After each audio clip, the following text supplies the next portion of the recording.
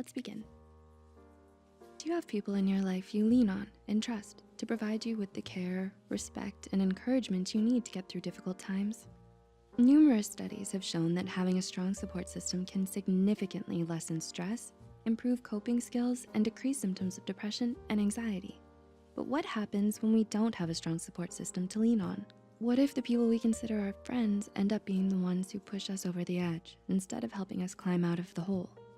Here are 7 warning signs that your friends may be making you depressed. 1, you can't concentrate around them. Has there been a significant decline in your performance lately? Have your grades been slipping ever since you became friends with them? A telltale sign of depression is difficulty concentrating. But if you only seem to struggle when your friends are around, then they may be the reason why.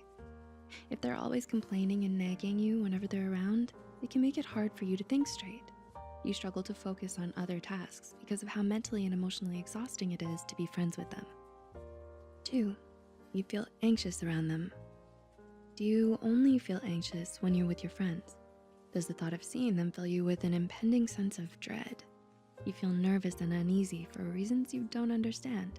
And you may even start to experience physical symptoms of anxiety, such as sweating, shaking, muscle tension, shortness of breath, and a racing heartbeat. 3, you feel lonely even when you're with them. When you're with your friends, do they make you feel lonely, empty, and disconnected from everyone around you?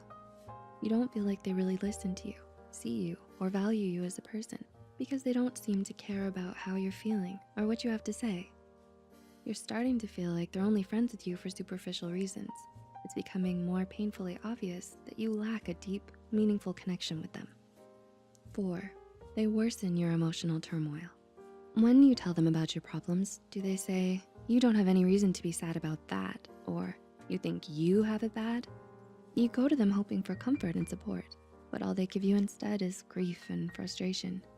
Their callous lack of empathy only worsens your emotional turmoil. So you start keeping things to yourself and shutting them and other people out. Your friend's insensitivity has made you more socially withdrawn and isolated. 5, they tear down your self-esteem.